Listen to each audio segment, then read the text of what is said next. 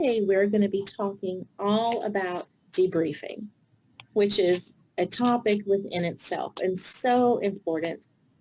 I know we all debrief all day long in many aspects of our lives as faculty and probably in our personal lives, but we don't have to go there unless we want to. I debrief my children all the time. And why did you do that? So debriefing really is where the learning comes together. And I know y'all are all familiar with debriefing, but it is a standard amongst itself because it is such an important component of simulation.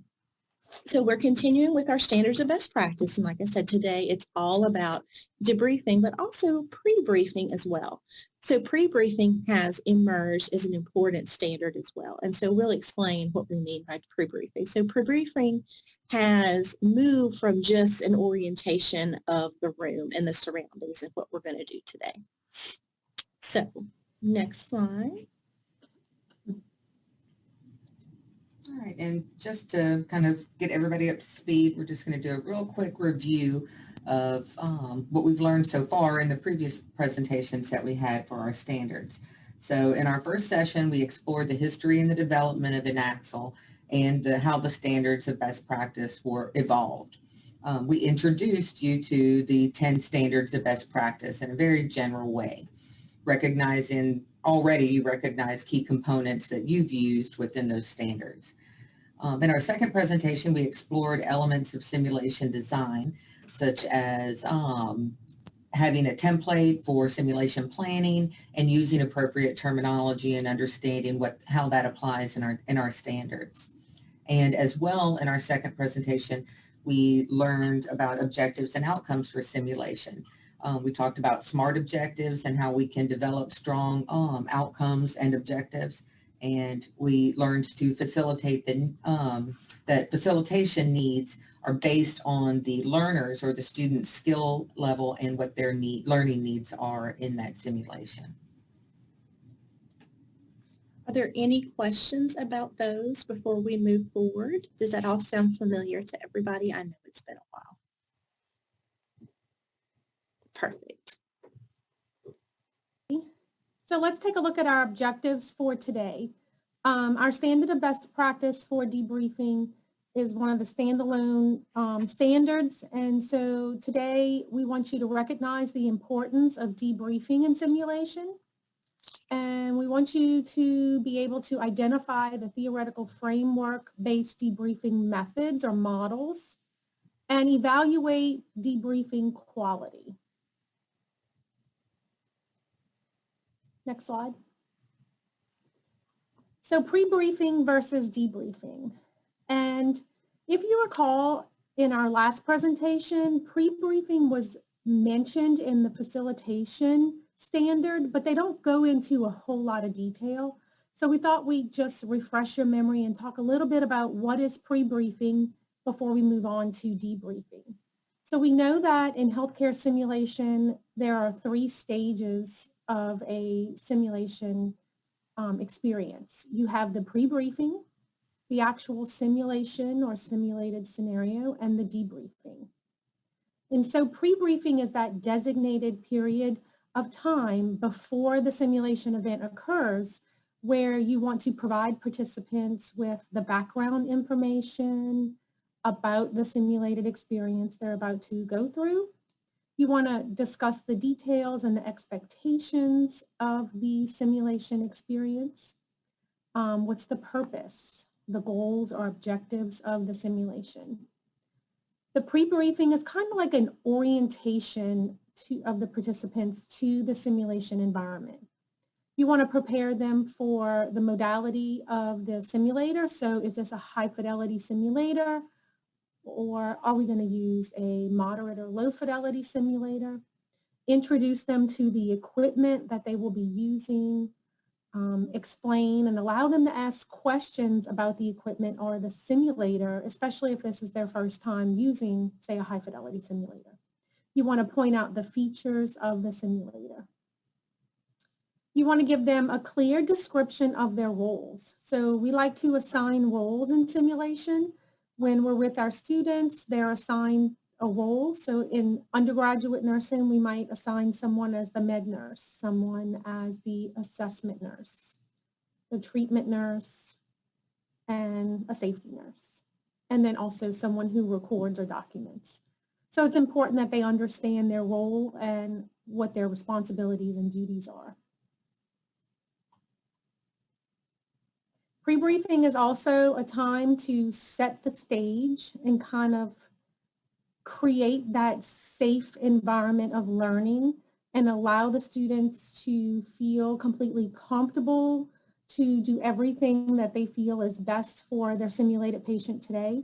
It's the time when you create that realism and help them understand that this is just like a clinical experience and that we keep things as real as possible.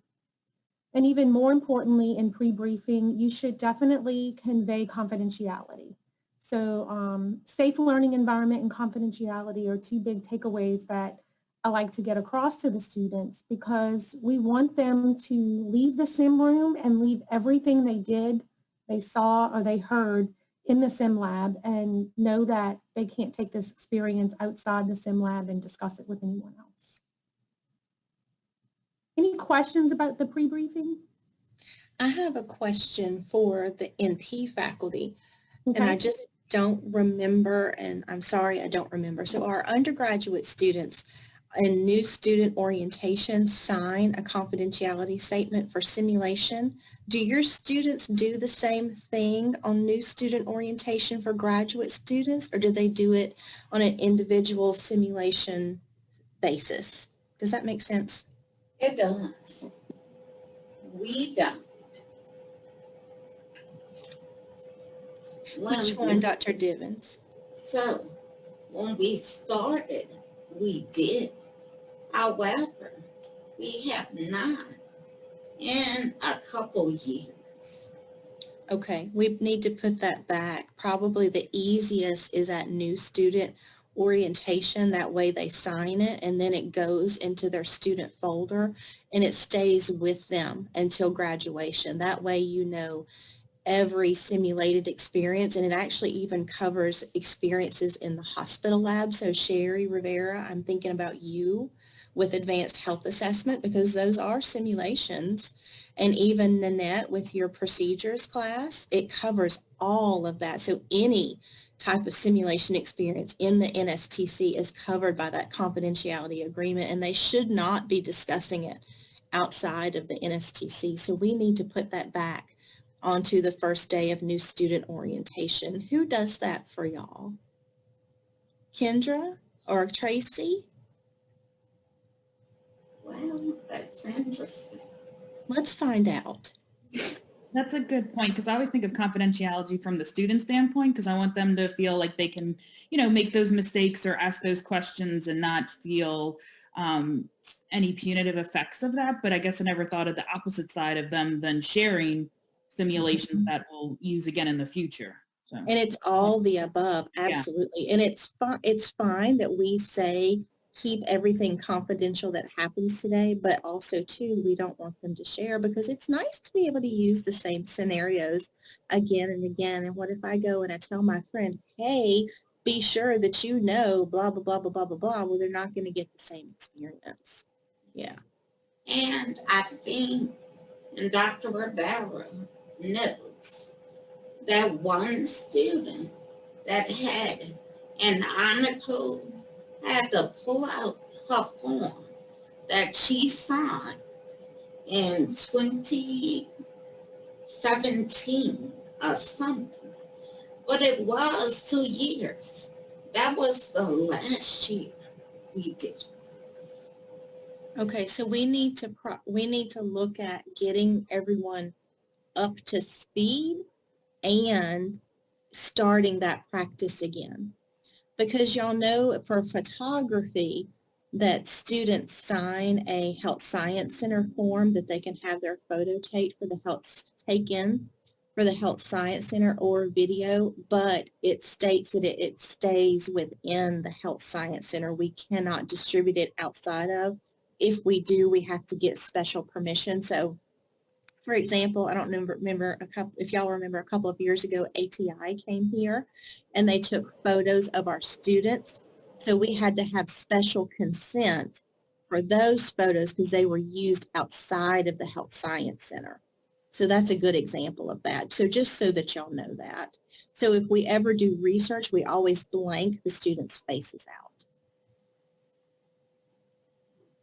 But we definitely need to look into getting all the students consented up to speed and then reinstating that practice. Thank you, Allison.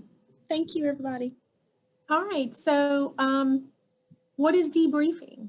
So debriefing is that period of time that follows the simulated experience, and you should always debrief immediately following the experience. You want to not wait and debrief at a later time, hours later, days later.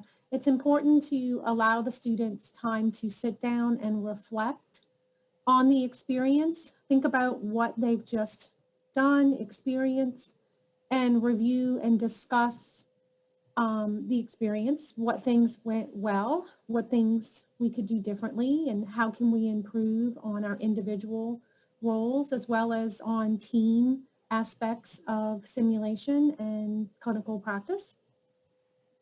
Debriefing is the most important component of simulation because this is where the students have the opportunity to really think about what can they do to improve their future practice and leads to change. And so if they do make mistakes in simulation, it is okay. Because in simulation, we can never bring harm to our simulated patient. And it's an opportunity for the student to really learn about what to do better next time.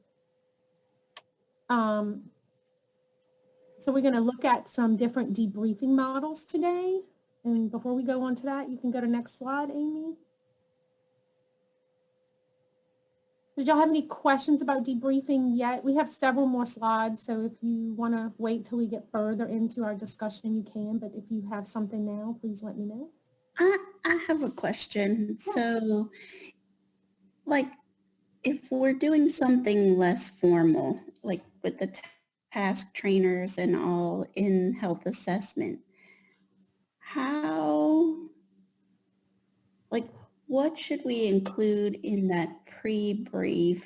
Because I'm thinking of like, so for the simulation, you mentioned having different roles, but in this, like what we're teaching in health assessment, we're teaching multiple roles at once. So how, I don't know, I'm just trying to figure out what should I include like in that initial part besides, okay, this is, the skill part of it. And then we're going to talk about how to connect that to the diagnosis and whatever based on your findings. But what should I include in that description besides just those general?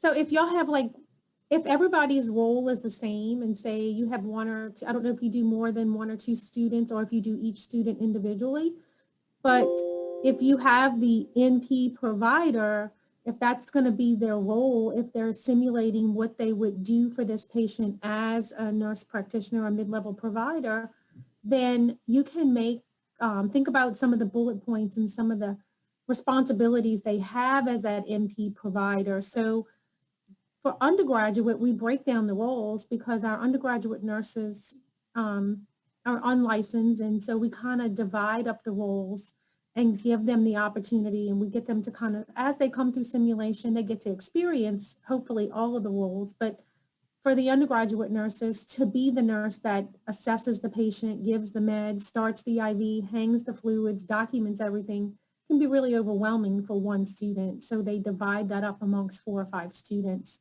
And they also have bullet points that are specific to each of their roles on their name tag. So in thinking about what would be the role, I would come up with maybe 4 to 5 things that you are wanting them to do in regards to their role as an NP provider. Does that help? And I Yeah. would say, and I could be wrong as not an NP provider, and I'm just thinking globally, I would think maybe level it to the level of your NP. Like I'm thinking like the first day of class, maybe Sherry, more specific and say, in the role of the NP today, almost like a direction set, focus on A, B, C, and D. And then maybe the last couple of classes, more global. As the NP today, you will examine, perform a cervical exam using the following tools, and then let them figure out what their role is, perhaps. That may not be right because I'm not an NP. I No, think but my that is foundational course, that's part of it. yeah, That's definitely part of it. Yeah. I would think along the lines of And I like as just a didn't kind of know. accountable provider, you know, or but you are the nursing care primary. Mhm. Mhm. Right. Sherry, Yeah. remember? Yeah. Yeah, I did. The group send, Yes. MP1, MP2, MP3. It's the same bar. Yeah. I'm just trying to think, smaller scale, because in health assessment, it's not so structured as far as like, It's, you know, um, it's skills. It's skills. yeah. Or maybe when they rotate through each station, and I'm making this up again, maybe if you have a 4-hour class, maybe they rotate hourly through each station. In hour 1, your role in the NP is to focus on assessment. Hour 2, your role is diagnosis. Hour 3, your role is, I'm not sure, but you see. And we rotate, but we tend to rotate more because, like, for an example, in lab upcoming this week is GI and GU. So we go, at the beginning we did more just general skills, those first two. We're going to show you this. Now you're going to demonstrate this. And then for these ones, it's more, okay, so now we're covering these systems now connected to a case. And I give them the cases. And granted, it's a little harder in the classroom than it is in the lab, but we have it set up with cases. And so then they look at the cases and try to figure out, okay, well, what is the diagnosis? What should have been done and may not have been done? What's Well, wrong with the documentation and should have been included in the documentation, Well, and then if you take a different step back, and since this is a beginner level NP course, right? So we're at Right. beginners, novice to expert. We're at the novice, and then we're at the understanding, beginning to apply the knowledge. Your role and your directions may need to remain constant and the same. So think of your pre-briefing in this class, because we're at beginner's novice level and they have to understand a certain level before they can apply that knowledge. Maybe your pre-briefing is more direction based, and that's okay because they need those directions because they don't have the knowledge to quite understand. They're still building their Right. knowledge base. Okay. Does that make sense? Yes. Because you're building it. And so then when they go to, so after your advanced health assessment, what's the next course they go to? Do they go to Nanette's course next? Their first, they go to Dr. Divins or Oh. Leanne for the first, systems management course. Yeah. So maybe once they progress to those next courses, then maybe your pre-briefing gets a little less directional because now they have more of a knowledge base that they can fall back on, and they can make their own clinical judgments and reasoning. But in your course, they just can't do it quite yet, and that's okay. I mean, they have some health assessment knowledge as a BSN nurse, but they don't have the application skills as an NP. Right. Okay.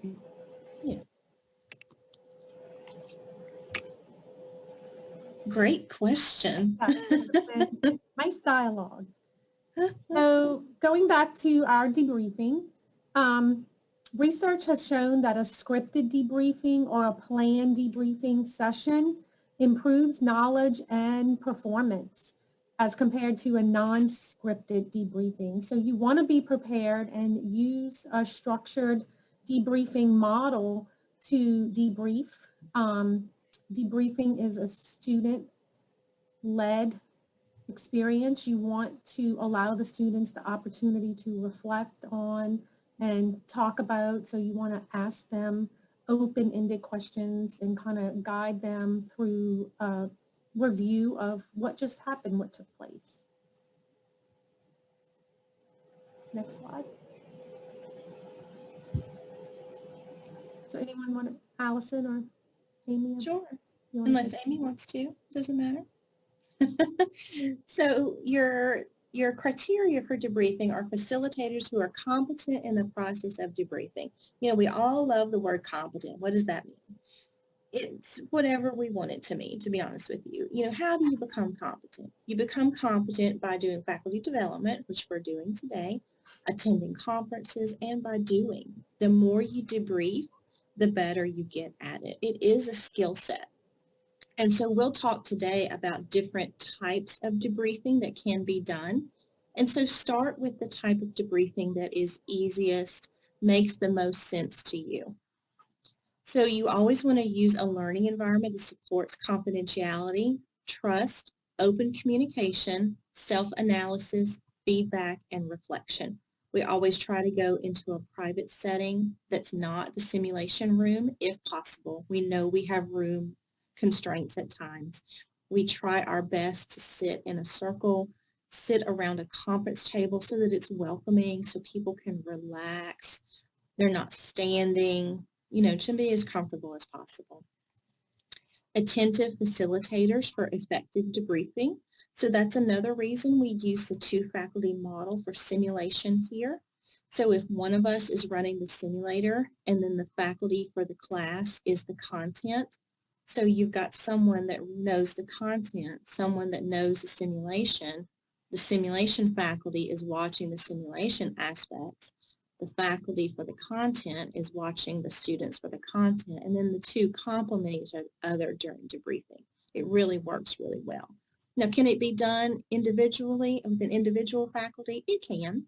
It can. It also depends on the level of the simulation being done. The high fidelity ones are a little more challenging versus maybe like a case study or a communication simulation. It just depends. A theoretical framework-based debriefing method, and we'll talk about those. Objectives and outcomes are congruent with the simulation-based experience. So you always want to debrief about what your goals were for your simulation. If you start talking in debriefing about things that have nothing to do with what your objectives that you wanted to measure or that your simulation content was, it obviously is going to make no sense and everyone's going to be very confused.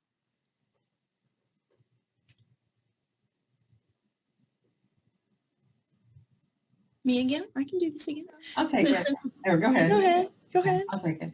So this factors influencing debriefing. So this kind of speaks back to what Sherry was asking about, you know, varying from a scenario-based simulation to task trainers. These are all elements that influence the debriefing method and the method that you're going to use. So our simulation objectives, as we've talked about, what is the outcome? You know, that's going to drive where the simulation is going to go and how it's structured. How complex is the task? Like Dr. Davis was mentioning, you know, where is the complexity? Is it at the novice? Are we moving closer to expert? You know, that's going to dictate the level of debriefing you're going to use. We use in our scenarios, we sometimes use audiovisual recording systems. And that can also, sometimes in some simulations, that's used to review students' progress or their activities if you're doing especially like task-oriented debriefings. And time is the biggest factor. So we know when we plan a simulation, we want to allot for sufficient, if not honestly a little bit more time for debriefing.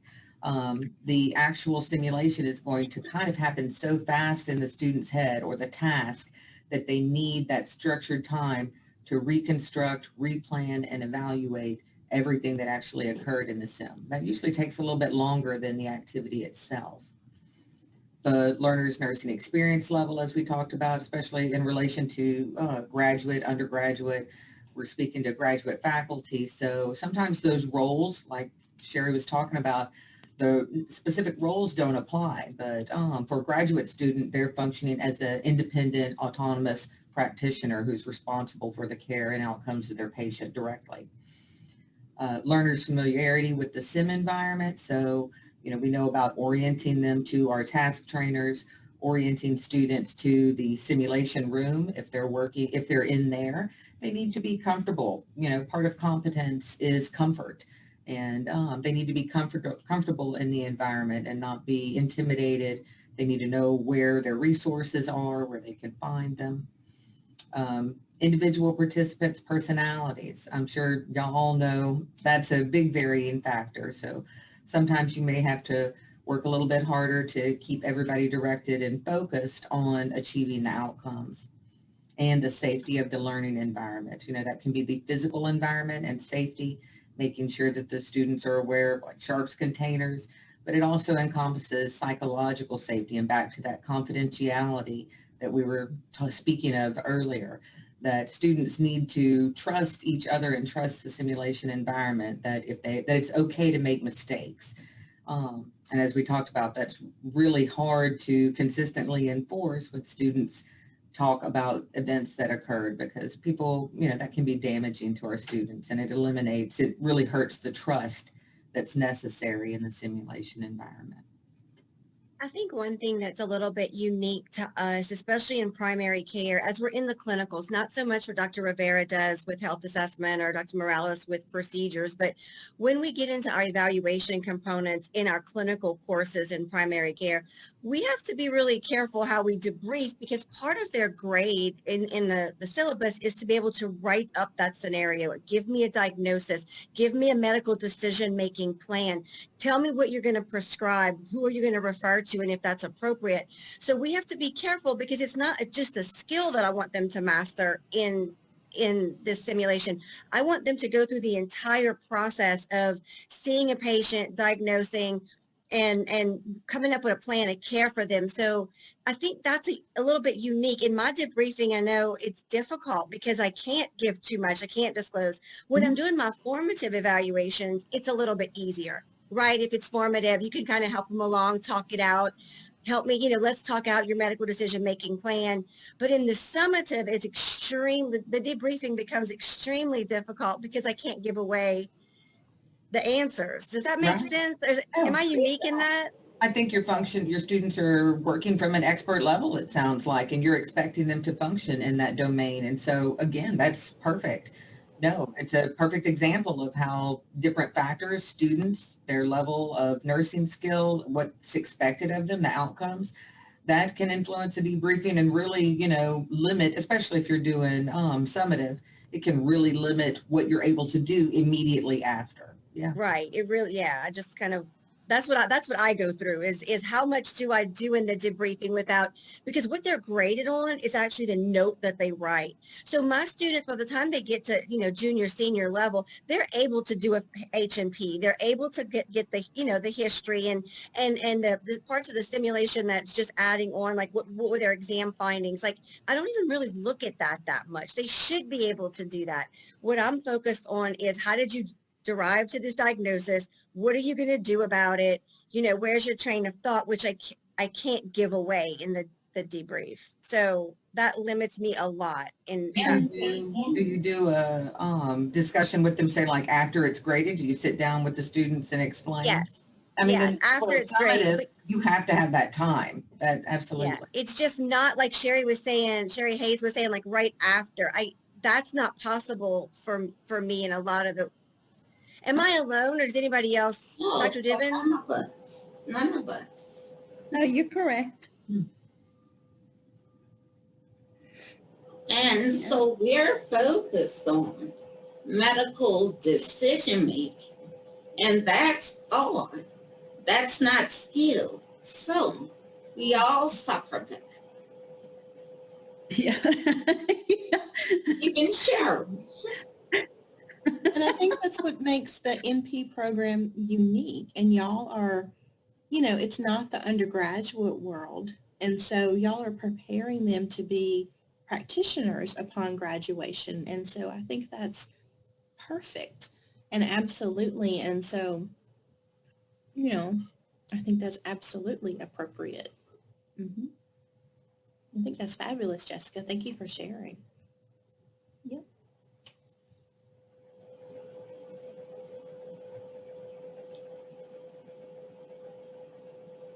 So you want to take this one, Sherry? I know this is important. Okay, so this is more factors influence in debriefing, focusing more on safety. And so simulation can have a very significant emotional impact on your learners. So it's very important that the learners feel safe, they feel respected, and they feel confident that they can perform in the simulation experience to the best of their ability, knowing that, again, if a mistake is made, that we'll talk about that in debriefing, talk about what were the decisions that were made, what was the thought process, how can we do something differently, and what can we do to improve our performance in the future. Addressing safety and orientation, again, that's in the pre-briefing. So before the simulation experience, it's very important to think about psychological safety, create that safe environment for learning, and ensuring the students that they're confident and competent to perform in this simulated experience. You want to use open-ended questions. So when you're debriefing with the students, you want to use those open-ended questions, give the student the opportunity to reflect upon that experience, think about their actions, and talk about what they did, even if something went wrong and it wasn't right. We want to make sure that we always remain non-judgmental in our actions and in our words when we talk to them, and ask those basic how or why questions and get them to talk about the experience. Participants should be encouraged and feel that their contributions are valued. So it's very important to get buy-in from the students and kind of get them talking and let them know that, we're here to support them. And so it's more about the student, and they're the ones that should be doing the most talking in a debriefing. Next slide.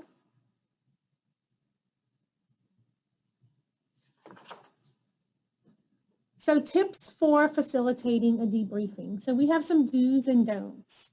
And some of our do's include asking those open-ended questions to get the participants' thought processes going and kind of get them to engage.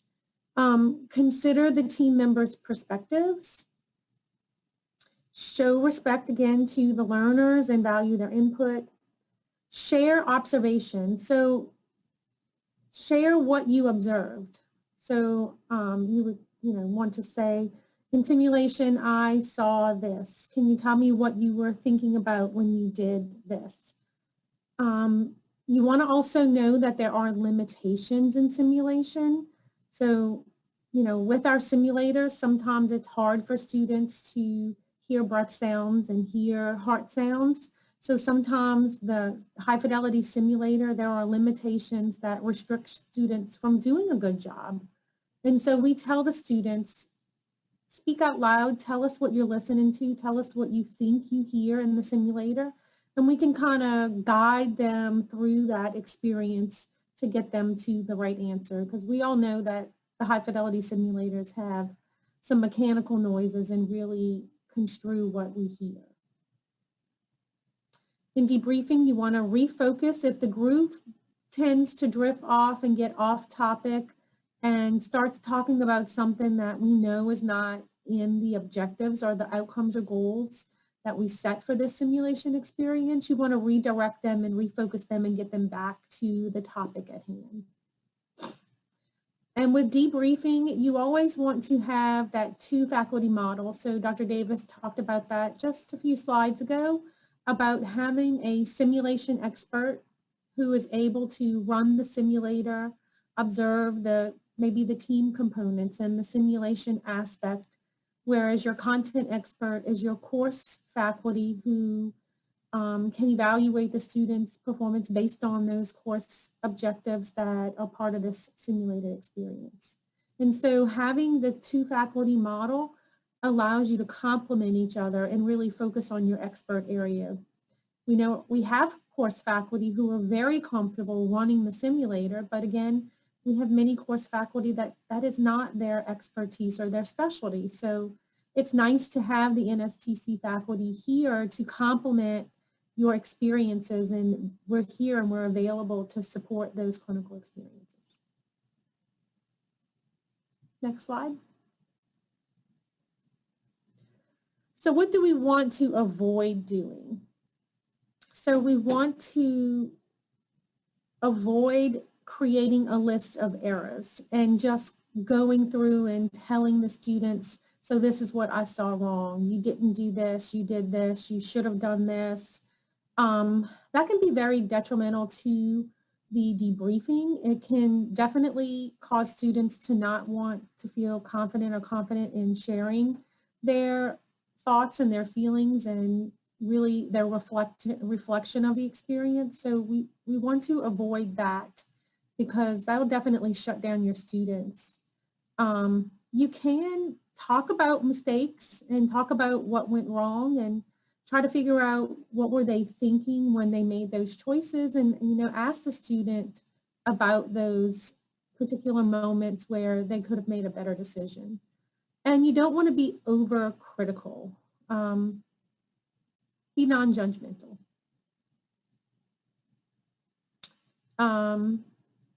Next slide. All right, so we have several methods or models of debriefing listed on this slide, and some of them are very easy to learn and very easy to navigate and use, and others can be a little more complex and require a good bit of practice and repetition and use before you can really master them. So it's really getting to know the model that's going to work for you and that you feel the most comfortable with. The first one is GAS, and GAS involves a period of where you gather information, you analyze the data, and you summarize the events. Plus Delta is another one. Those are 2 fairly easy to use, and we use those a lot in the NSTC. PEARLS is Promoting Excellence and Reflective Learning and Simulation, and that's by Epich and Chen. And DML, or Debriefing for Meaningful Learning, y'all may recognize Dr. Dreyfus. She actually did a presentation for us on debriefing for meaningful learning. And we have used this a little bit, a modified version of it, but in the NSTC, we kind of tend to go back to our GAS and plus Delta. And the last one is Debriefing with Good Judgment. Next slide. So Amy, you're going to pick up from here? Sure. So I'm just going to break down some of the elements and give you some examples, and you'll recognize a lot of these same elements that you're probably already using, even if you didn't realize you were using the GAS model. So gather. So that's where our debriefing is student focused. If we don't allow the students an opportunity to express themselves, to talk, and to share what they noticed and what they gathered from the simulation, then we lose this opportunity to understand where the students' learning perspective is coming from. So we want to listen to our students, our participants, understand how they feel, listen and understand what did they identify that happened during the scenario. There's going to be plenty of things they miss, but there's also going to be things that we'll recognize that students at that level focus on, and that's really where their optimal learning opportunity is going to occur. So you want to find out how were the students' emotional state, like how were they feeling? If there's a team leader or you're addressing a student directly, ask them for a narrative. So what exactly, what happened in this simulation? What happened in this scenario? You can request clarifying and supplemental information from other members of the team or another student perhaps who is observing. As well as some possible scripts. So how do you feel after that simulation? Can you tell us what happened? Can you add to the account? What would you, add? Did we miss anything? Is there anything else you'd like to contribute? So we're going to take a look here at a fantastic example. And before we do that, Oh, sure. can I interrupt for 1 second? So Melissa, you might be super familiar, but not realize. So gas was actually developed out of PALS. Mm-hmm. I always thought that was interesting. I did an Ebola study, so I had to read up on gas really closely. And it was developed out of PALS. So I thought that was really cool. I did have one question, sorry, just while we're talking about this. Is there a recommendation or a best standards? Because a lot of times with our simulations, the students, we do them multiple times with each student because we're also getting them to do that advanced assessment and think about their plan of care and diagnosis for the patient. And so we want them to do that individually because it's what they will have to do. I've been debriefing the students then together. Is it better to debrief them separately if they're running the simulation separately? Is there any standards recommendation on that or just up to the facilitator? Actually, the research says that when you debrief, it's going to improve communication. Debriefing the students together is going to improve communication, bonding, trust, and recognizing each other as resources, reliable resources. So there's plenty of evidence to support, like the more participants, obviously within some limits, that it really helps build the team and build confidence in all the students. Yep. As long as the students know what happened, like just to provide enough detail so they're not like, Okay. Yeah, okay. Absolutely. Thank you. Oh, So sure. sometimes I do it as a group if I have time. Like before COVID, I would do it as a group. But since COVID, what I've been doing is like once I've graded everybody's SOAP notes, then I go back and just leave lots of comments. And I don't know if that's okay, if it should be more interactional, but that's kind of how I've been doing it the last year, I guess. Or so. Well, I thought COVID of has something really changed everything. Sorry, Amy, has really changed what we've done. So that's more feedback, Jessica, versus debriefing. Because with debriefing, you're really having that dialogue. So even you could just pick up the phone and have a discussion with them if you had time or comfort. But if not, if feedback is all you can do with COVID, it's better than nothing. Well, we think we'll be back to normal soon. I saw we're going back 50%. So hopefully we get some back to normal. So, Right. I think you'll see too, Jessica, I had a thought as you were talking about your summative evaluation, and I think that you'll see that even though, say, in your scenario for a summative, it kind of ends, you need that time to be able to look at the document, grade it, et cetera.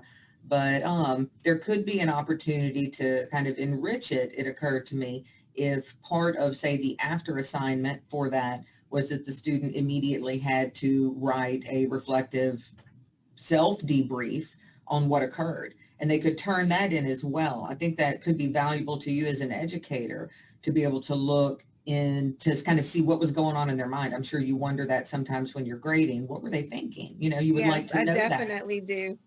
And, Definitely. Yeah. And I'll look at it and think, what on the planet was going on here? Yeah. Right. And to be able to have a reflective, I used to use Gibbs model for reflection and give it to my students, and they had to write and debrief about their day, especially events. And then I could read that and have that asynchronous conversation even with my students, even if but for them to be able to kind of unload immediately after, that's the safety, psychological safety, and kind of the richness. That's what you'll understand what their needs are as an educator. But I think you'll see that a little bit of that in our video. So I'm going to go ahead and start if there's no other questions for right now. I just wanted to say, even if like to tie into what Amy was saying, in getting the students to reflect, and maybe during this COVID moment when we can't have a whole lot of face-to-face, and just use those there's two questions that we reflect upon a lot and get the students to think about in debriefing is what went well and what would you do differently and why? And if you can get them to answer that in just a couple of paragraphs, that might give you some insight, Jessica, into what were they thinking, since you can't meet with them face-to-face for debriefing right now. Thank you. Yes, really good ideas. You're welcome. Sorry, Amy. No worries. So thank you for taking your time to write your reflections on the worksheets. And let's start with this It's hard to hear. thoughts about the scenario. Let's start with the family member. So what were your impressions or just thoughts? You can give me words or sentences. I was just really concerned about my mom, just to make sure that the nurse that was coming in to take care of her was, going to be there to take care of her needs. The volume is very low. I'm going to pause it real quick and just try to, I can't, I apologize, I can't, all right. Hold on a second, let's pause. I can't adjust the volume. Did you maybe stop sharing and when you Yeah, start that's what I'm sharing, gonna check do. that box?